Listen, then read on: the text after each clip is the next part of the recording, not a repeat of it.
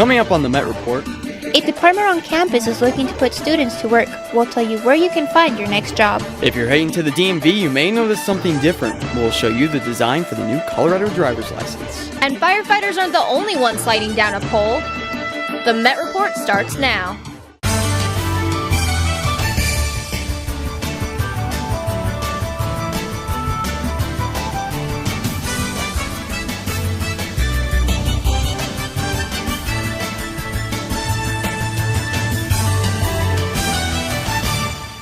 Good afternoon. Thanks for joining us. I'm Josh Cozart. And I'm Jhocelyn Avendano.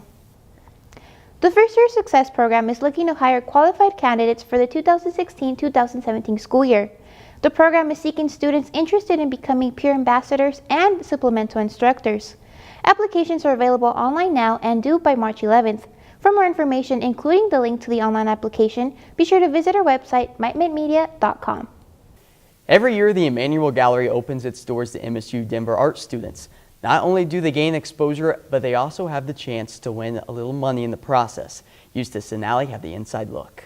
I think showing your artwork is important. I mean, it's important to have your own private space where you're able to formulate your own ideas and explore your own mind and your subconscious and your creativity. But I also think it's really important to show it and see how people relate to it and see if what you think people are going to get out of it, they do get out of it. This year the theme is in opposition, which basically means in opposition to traditional or conventional art making techniques. Putting the show together is really exciting because we have students submit their work in person to the Emmanuel Gallery. And then after that, we have a juror or two come in and they select the works. Usually they are involved somehow in the local art community. This year we decided to have two alumni, Scott McKinney and Madeline Catman. Part of the show is we had a theme, so it was in opposition. So it was kind of choosing works that related to that theme. Probably the best opportunity for a student to start building their artist CV. Typically, it's really hard to get into shows, and if you look at Santa Fe Arts District and things like that, a lot of the shows are $35 to submit. Metro now is $5, so it's a good first step into showing your art outside of Metro. It is a nice place just because this is our school, and our school is able to represent us in a positive way. So that's really the greatest thing about it, is being able to provide an opportunity for artists to try out their professional practices. With Eustace Marston Cabbages, I'm Allie Watkins. Former Denver Mayor Wellington Webb made a stop on the area campus this week. The former mayor and First Lady of Denver reflected on the historic achievements and inspired a future wave of leaders. The pair discussed the ongoing race issues and the importance of voting. If you frequently find yourself in the science building, you may notice a new little addition to the second floor. The MSU Denver Meteorology Department installed a window in the weather lab. A 55-inch monitor facing the hallway allows students passing by to observe live weather conditions. Students working in the lab can control the window based on events happening around the country.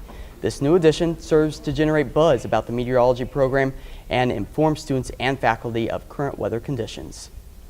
Well, Josh, you being a meteorology student, you get to enjoy this new awesome feature in the meteorology department, but I'm never there, so. Definitely, I've spent a lot of time, especially this past week. It was kind of funny, when they cut out the window and everything, they didn't quite have the TV in yet, so a lot of folks were walking by and kind of checking this out like animals at a zoo. Wow. But the TV's in there now, looks great. Awesome. And well, Megan gets to enjoy this department as well. She does. Yeah, Yep. she's actually joining us for weather, so how's the weather, Megan?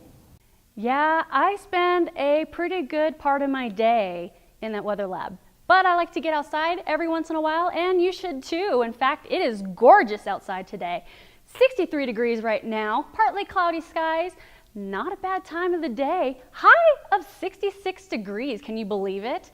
If you're going out and about today, it's going to get a little warmer. You're going to see that high at 3 p.m. today, and then it gets nicer for the rest of the day. Lows in the 50s tonight. Not a bad time to actually open up your window and let some of that fresh air in and enjoy the nicer weather. Nicer weather right now, but we're actually seeing above normal temperatures right now. About average for this time of year, we see a high of 51, a low in the 20s, and it's not too bad, but we actually set a record back in 2009 in the 70s. And even though it's in the 70s, it actually can snow around this time of year. Average snowfall, 11.4 inches. And even though it could snow every time once in a while, it's actually starting to look like spring. In fact, around the Denver metro area, flowers starting to pop up. This was actually taken at the Auraria campus. Not too bad of a little flower. I don't know if that's a daffodil or if that's a tulip of some sort, but it reminds you of spring, and it's not too bad of a time. Thanks, Megan. When we come back, find out where you can get a taste of Denver's Restaurant Week. And coming up later in sports, see if our men's basketball team was able to get past the first round of the RMAC tournament. We'll be right back.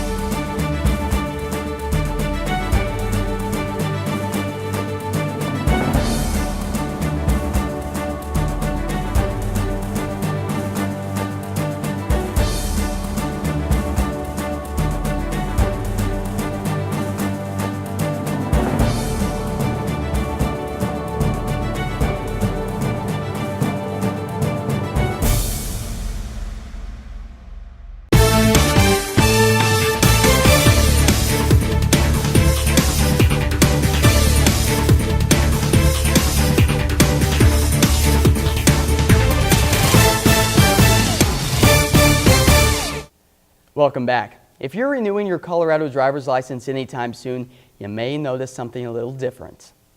The DMV released a new design for licenses that have some new security features, including grayscale photographs and laser engravings of the driver's information. IDs with the older designs are still valid until the expiration date. It's no secret that Denver is a great place to live. And according to U.S. News and World Report, Denver ranked as the #1 place to live for 2016. The score was based on quality of life, job market affordability, low crime rate, cost of living, employment opportunity, and access to good schools. A local company has broken boundaries by successfully bringing the craft of winemaking to an urban setting. Garrett Page has more. Colorado's very own back alley winery, the Infinite Monkey Theorem, is transforming the typical Rolling Hills vineyard into an urban crafted culture. Their wines are not only an expression of the winemaker, but also an expression of the people drinking the wine. Simply put, a product born out of the community and representative of the community itself.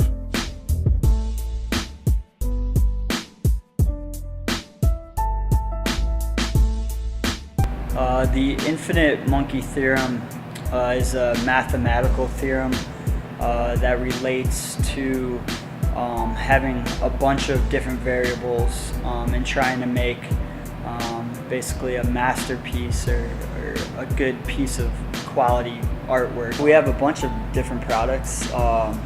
We craft red wines, white wines, different ciders.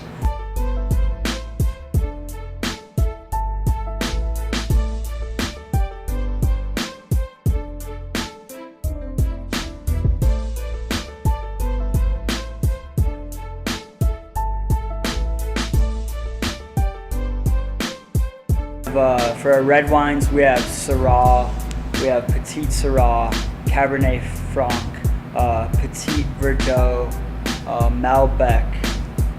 This year we're also going to have a Cabernet Sauvignon. We're always experimenting and looking to create the next it product, and we like to debut it in our tap room and have people come down and taste it and get some feedback that way. For more information, visit theinfinitemonkeytheorem.com. This is Garrett Page with the Met Report. With good food sometimes hard to find on campus, people can get adventurous and find unique cuisine during Denver Restaurant Week. Melanie Townsend has more. It's that time of the year for good eats on the grill, crafted brews and cocktails, and good vibes all around. Denver Restaurant Week is back, and this time it's found at Euclid Hall. And there's a reason why this place is the top of the town. We sit with Chef Jake to get the scoop on what the hall is all about. All right, Jake, can you tell me a little bit more about Euclid Hall and just the history about it, since it is in historical Larimer Square? So Euclid Hall opened up a little bit over 5.5 years ago. The type of food, it's hard to describe. I guess an upscale American tavern with kind of like global fare is what we're doing. With the Pepsi Center and Coors Field only blocks away, Euclid Hall is the ideal hotspot for after-game food and drinks. I feel like beer and our whiskey selection. We kind of curate the bar off stuff that we want to drink or enjoy drinking. What kind of dish do you love most here? Love making or love tasting a little bit? One we put on in the fall, so we do a lot of whole animal breakdown at Euclid. We bring 1,000 pounds of pigs in from Brush, Colorado every week. I'd have to say our take on carbonara, which is really good. So classic carbonara is done with like bacon and peas and kind of cream sauce. Instead of regular noodles, we take the skin from the pigs that we break down and treat that as the noodles. It's got a texture of like udon noodle-esque. We do a lot with sausages. We make probably around like 900 pounds of sausage a week. Down in our basement, we do blood sausage, we do mortadella, kielbasa, all kinds. Why should people come here for Denver Restaurant Week or just in general? I think in general, it's a fun way to get out of your comfort zone a little bit. We want people to come in and try things they wouldn't normally try. It's a lot of people in here. It's really good food. It's a lot of fun. Beers, brats, and what's even better, a great attitude here at Euclid Hall. If you want to check out a great restaurant for Denver Restaurant Week, then check out this place. For the Met Report, I am Melanie Townsend.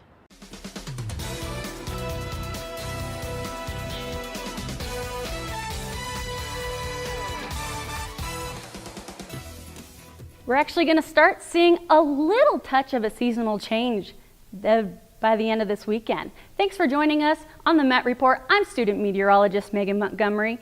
It's going to get pretty nice this weekend, but not too much tonight. 37 degrees, not a lot of clouds cover around, mostly clear for the most of the day. And then tomorrow morning around 9 a.m., it's going to be about the same that it was yesterday.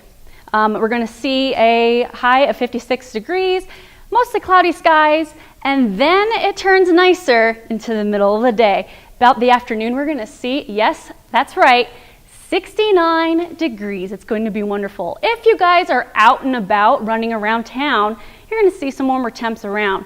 71 degrees in Denver, 69 in Thornton and Broomfield, 65 near the Flatirons in Boulder, and 68 in Aurora. Then things start to get warmer a little bit on Sunday. 72 in Denver, 71 in Littleton. We're going to see upper 70s in Broomfield and Thornton. And it's actually going to still stay in the 50s, unfortunately, around I-70 in Evergreen and Conifer. Now, there are a few things. We might have nicer temperatures, but there are actually a few storm systems that are going to be happening in many parts of the United States. The first one I want to tell you, and I'm going to back out of here to show you what I'm talking about. There's actually a low pressure system around the New England area, and we're going to actually see more rain and more precip around that area. As for Sunday, things are going to be much nicer. That high pressure system is actually going to blow out that low pressure system. That is in New England right now, and it's actually going to change things up as far as the western coast. We're going to see a lot more precip, some snow in the Sierra Nevadas, and yes, it's going to be wonderful for California and Nevada that are going to see some tons of showers. As for your 5-day planner, here's what it looks like for the rest of the week. Monday, 54 with showers. Tuesday, we're going to have another high of 53 degrees with some clouds still sticking around. Wednesday, 60s, and then for the rest of the week, it's going to warm up into the 70s. Redstone. Oh, this you crazy mother.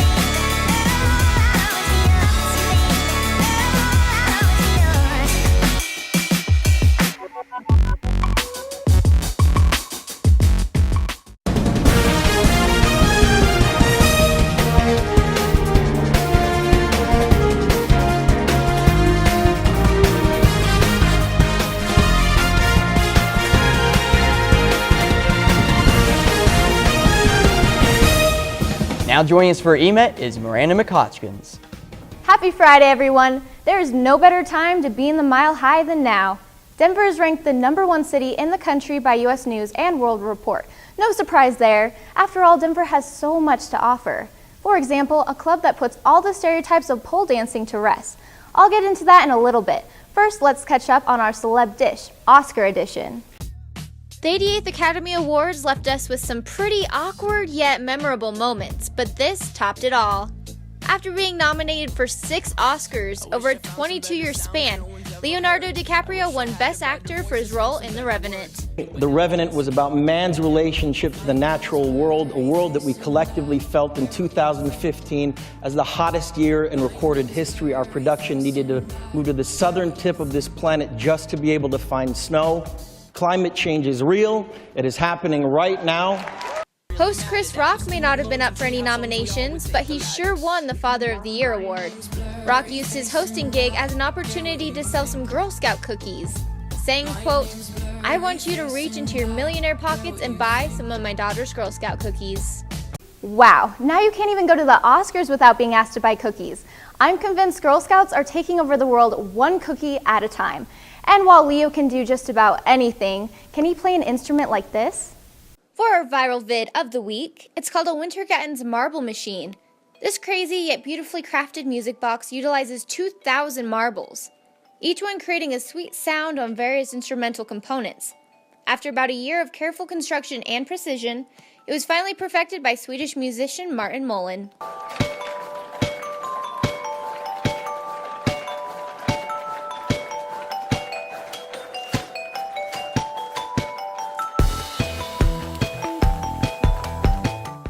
I never expected marbles to make such a beautiful sound. You know what else I didn't expect? A new workout routine that might be turning heads. Okay, you guys ready?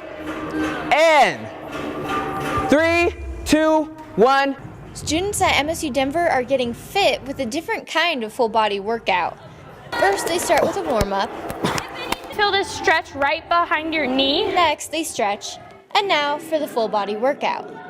It's pole dancing in short. These students are a part of the Vertical Fitness Club where they learn acro and dance moves on a pole. Pole fitness is one of the most all-inclusive full body workouts you can ever do. It incorporates upper body, lower body, cardio, core, flexibility, calisthenics. Want to join me?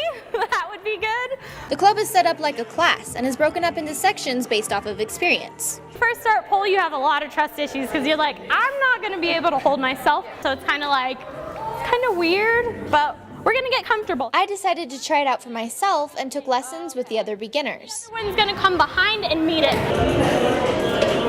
Around, so hook, yes, there you go. I have to admit, it's harder than it looks. So cool, oh my God. I thought it was gonna be really intimidating, but it was not. It was really open and they understood that I've never done this before and they really worked with me. I think the hardest part was once you see the pole and then you realize, oh my God, I'm gonna go out and do this. The club's goal is to promote campus wellness and physical activity in a safe environment. 99% of the time when they're like, oh, look, a stripper pole.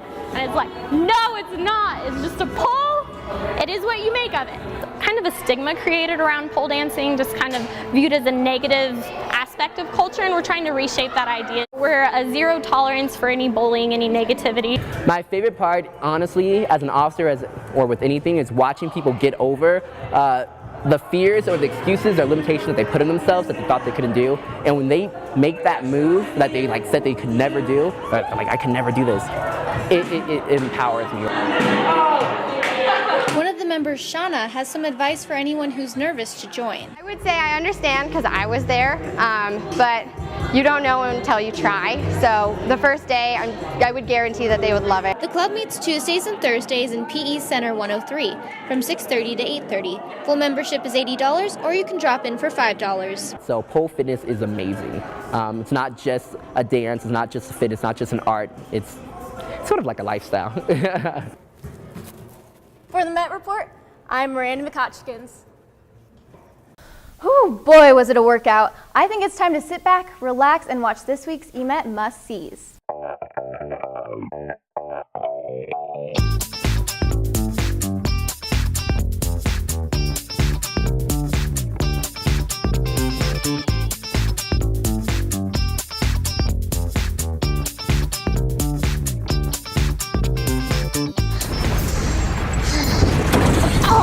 Are you okay, man? I gotta pee.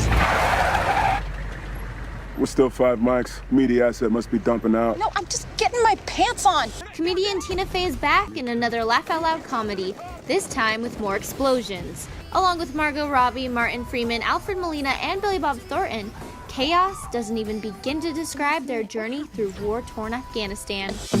You folks are all the unmarried, childless personnel in this bureau.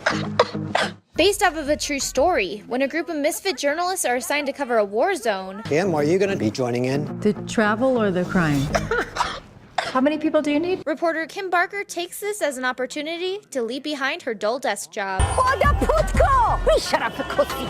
She says, welcome to Afghanistan. Dodging bullets and reporting in dangerous situations, Barker is able to find some courage and walks away with some great war stories. This hilarious action-filled flick will leave you saying, WTF.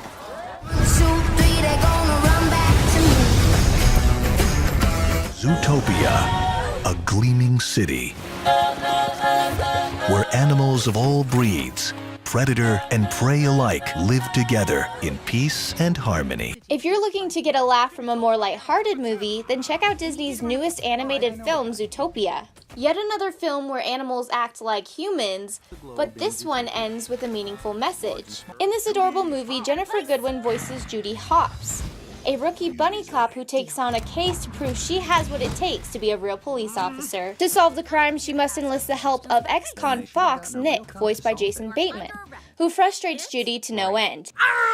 They have 48 hours to put their differences aside and work together to solve the case. Disney has been on a roll with their movies lately, so let's see if this one is as successful. Zootopia is fun for the whole family and is in theaters now. So now you know.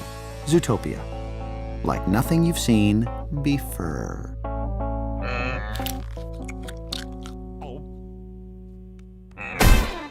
That's all the time we have for entertainment. Sports is next. And the Roadrunners, their third straight regional title. You love Roadrunner sports, and so do we.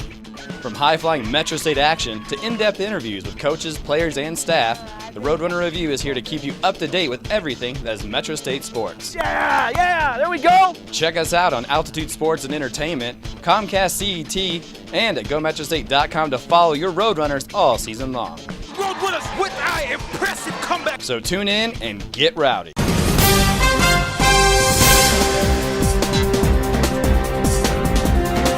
Now joining us for sports is Celeste Zubia. From home runs and diving catches to good old playoff basketball, it has been an exciting week for MSU Denver sports, and women's softball was looking to win another conference play series this last weekend. After beating Adams State 3-1 in a 4-game series, MSU Denver took on Colorado Mines at home. Mines gets into a pickle early in the game as second baseman Haley Fields chases down Paige Noring, making sure she doesn't go home, and she does not. Then, Serena Espinoza with the base hit deep into right field, scoring both Haley Fields and Brooke Lovas to make it a 3-0 game in the first inning. But the Orediggers start to pick up on the message, and they respond, as Kara Walling hits the single, bringing in a run to cut the lead down to 2 in just the second inning. Then, the throw from Espinoza to first. Ooh, got him! Fourth inning, Carissa Terry at the plate. Here comes the pitch. See ya! Terry was able to bring in 2 runs with her powerful hit over the fence. MSU Denver wins the game and the series against Mines. Coach, talk to us. You know, I don't think we've had the most discipline at bats coming into this weekend.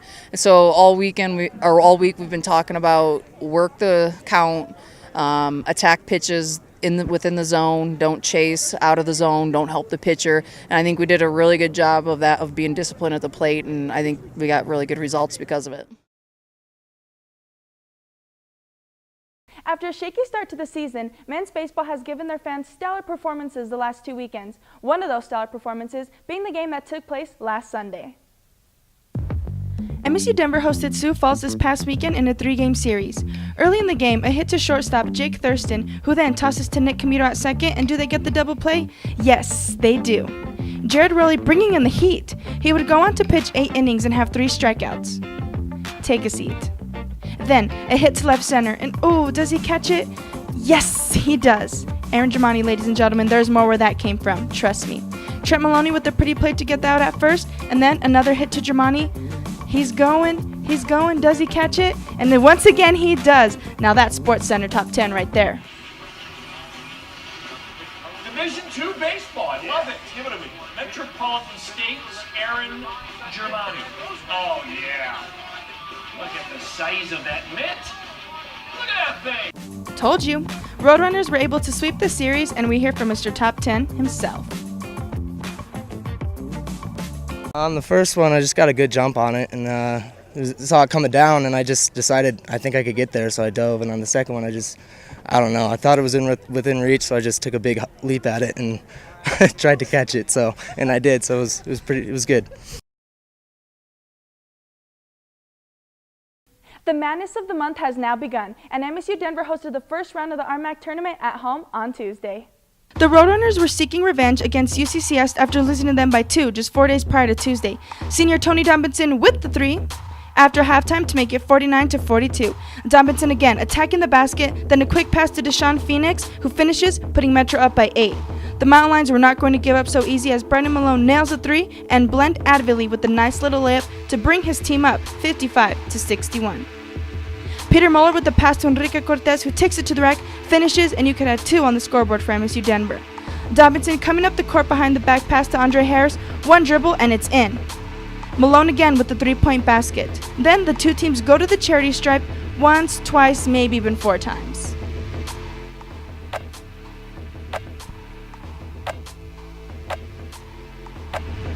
Tony Dombinson is able to score 1 more time, and MSU Denver advances to the second round of the RMAC tournament. Andre Harris, talk to us. Feels really good. I mean, we played them on Friday and we lost by 2, and luckily enough to have them again tonight. And we talked about it all like the last couple of days. I mean, they won the battle the other day, but we won the war, so it was nice. Good feeling. Yeah, guys, so that amazing catch made Sports Center Top 10, which was awesome for Metro and the baseball team. And a little bragging moment, I filmed that. So I have fun being Sports Center, but no, it was really cool nonetheless. It was an awesome catch by Germani. It definitely was. I saw it all over Facebook. It was amazing. So speaking of an incredible catch, are we going to have incredible temps this week, Megan? Yeah, we're going to see very incredible temperatures. Monday, it's going to be 54 degrees. You're going to see some still stormy weather. 54 on Monday. Clouds start to clear out for the rest of the week, and then 70s. Yes. Wow. Thursday and Friday. It's going to be nice, guys. Can't wait for it. Spring is creeping in. A little bit. Just creeping in a little bit. And that photo you showed earlier, too, with the spring flowers already popping up on campus. I know. It's about time. I'm tired of all the cold weather and the snow. Yeah. Definitely. Well, that does it for this week's show. For all the latest campus news and events, be sure to visit our website at MightMintMedia.com and connect with us on Facebook, Twitter, and Instagram. We love to hear from you. And for the entire Met Report staff, thanks for watching. We'll see you on campus.